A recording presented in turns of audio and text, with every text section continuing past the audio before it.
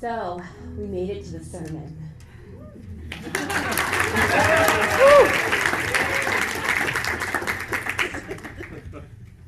This is the part of the service that I usually have the most control over because I write it, right? And then I preach it. And I am a manuscript preacher, meaning that I write full sentences and full paragraphs, and then I preach them. I often like edit it a little bit as I'm talking, right? But like generally, there's not a lot of room for chaos in my sermons. But today is different. I have like most of a manuscript, but it's not a full manuscript. And there are some points.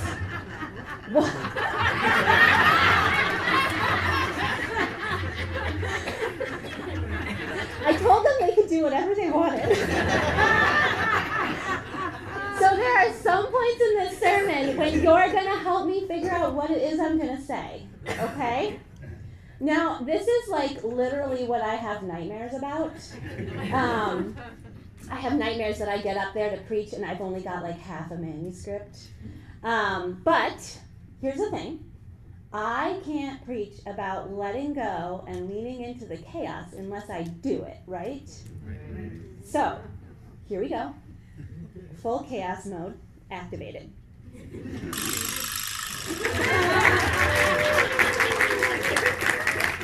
Now, usually I begin my sermons with some sort of personal anecdote to spark your interest, right? Have you noticed? Yeah. So, here's my question. Would you like an anecdote about which type of parent I am according to my kids, the spectrum of our church offices, or why I don't write sermons at home? Oh, and I'll let you vote with your hands in a minute. We have a poll for our online folks that Matt's going to launch. All right, so let's vote here. The which type of parent I am according to my kids. Okay. The spectrum of our church offices. Oh, not very popular. All right. And why I don't write sermons at home. Ooh. Wait, do we have a... Oh, I just can't see it. Is there a poll? I can't launch it. It won't launch? Oh no. Can you put in the chat, my online friends? I don't know why it's not launching, but can you put in the chat which one you want? Okay, show me. We're going to do a tiebreaker. Let's see which type of parent I am according to my kids and why I don't write sermons at home. I think it's the first one. We're going to go with the first one. Okay. Online agrees. Online agrees. Amazing. Great. So, my children have decided that I am the snuggle parent. Right? The snuggle parent? Oh, isn't that sweet? Yeah. What this means in practice is that if I sit while I'm at home, they climb on top of me, right? So essentially my existence at home is sitting with two children on top of me who currently weigh combined 100 pounds. So that's my existence at home. But when they call me the snuggle parent, I said, so what's Papa then? What type of parent is Papa? And this has changed over time. But the current answer is that Papa is the science experiment parent. This is because I don't do that, right?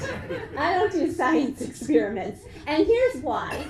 Science experiments are messy, right? Super, like the whole point is mess, I think. And I just can't quite handle it. It is just a little bit too much chaos for me. I would rather be like the snuggle parent where we sit and we're calm and we read a book, right? And not the science experiment parent where there's like baking soda and vinegar all over the table and over the children and probably on me, right?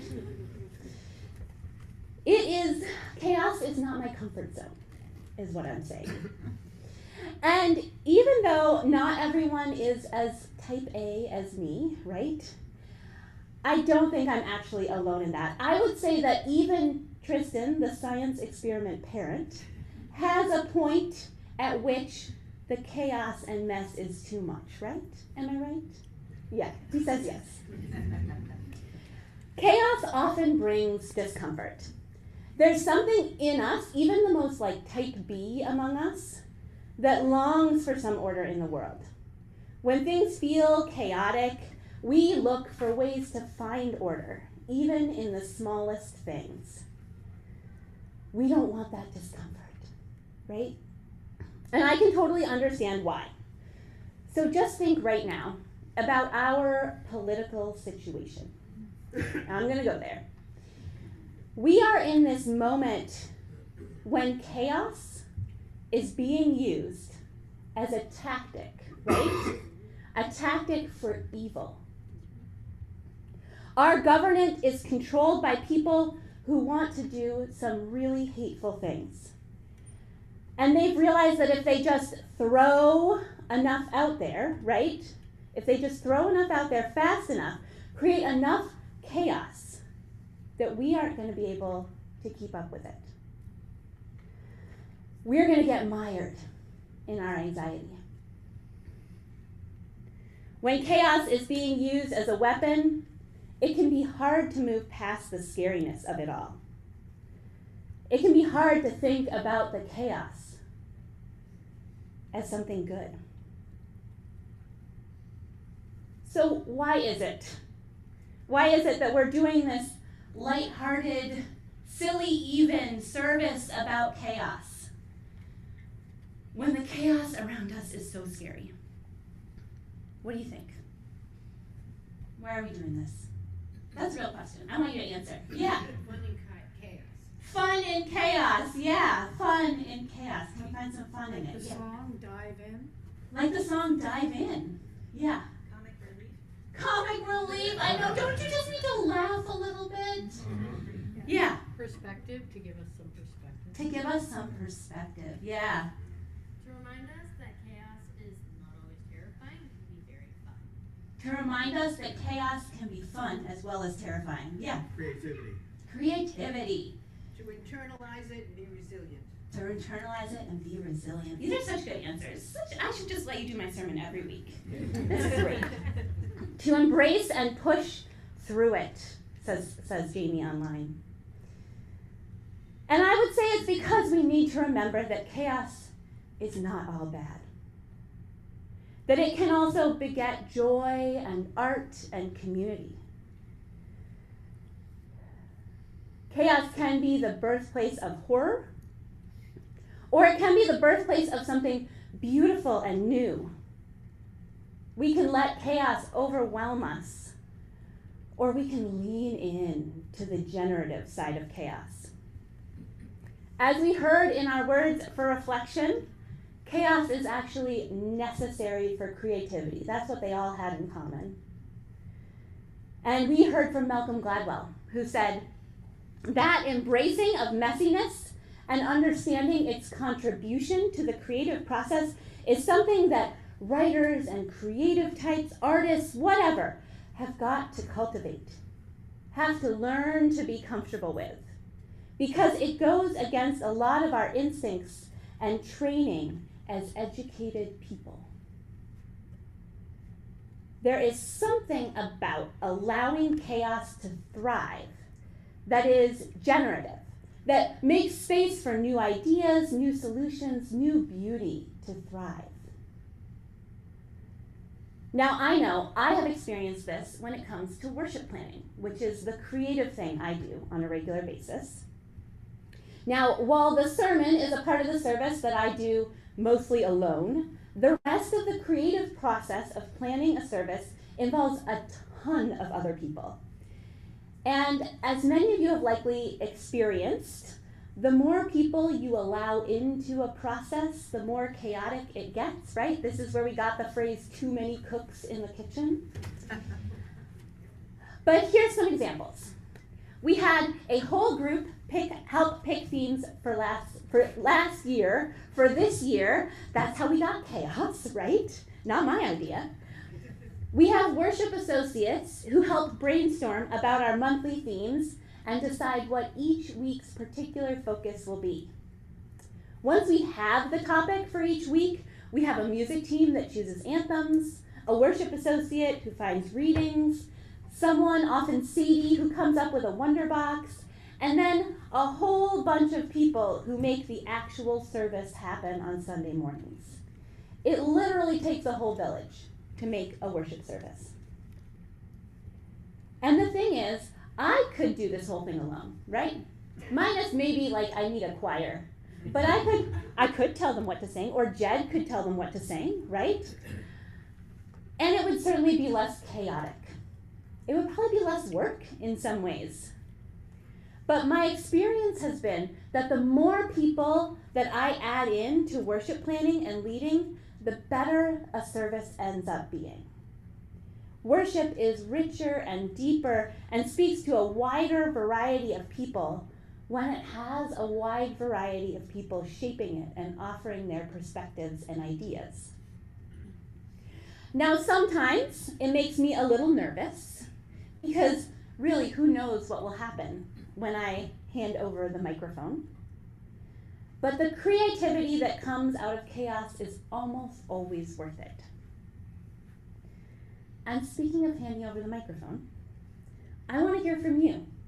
I wonder if there are any examples that you have of creativity coming out of chaos, or more creativity being made possible because of chaos. You can type them in the chat or shout them out.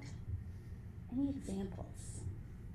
Civil rights laws after hundreds. Oh, the civil rights laws that came after all that, all that chaos of protesting, and yeah. What else?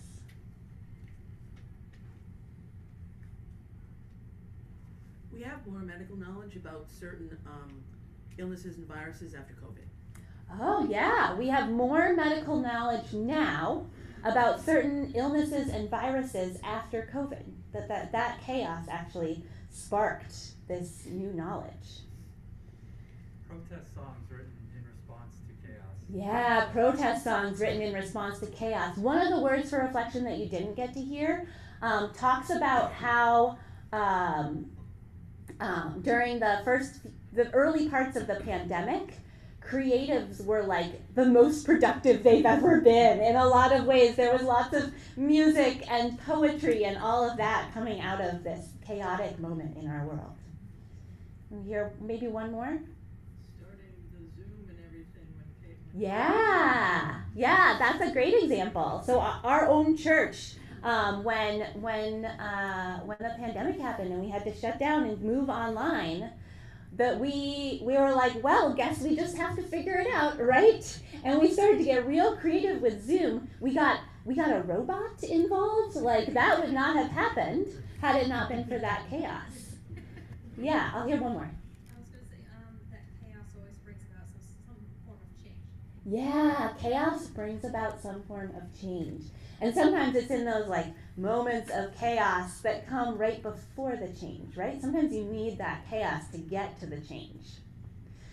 So there's all these examples of chaos being the birthplace of creativity, of innovation, of new ideas. And that doesn't always mean that welcoming in the chaos is easy or comfortable. It's not.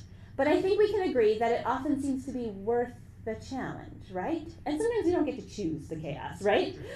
But when we do, the chaos is worth it. Worth the discomfort, worth the extra time, worth the 16 meetings that I have to plan a worship service, right? And when the rest of life is under control, I think we can more easily welcome in that chaos. But in chaotic times like this one, the scary kind of chaos can sometimes feel so overwhelming that it can feel like too much to let other chaos in. I know for me, in chaotic moments in the world, I like to cope by organizing things.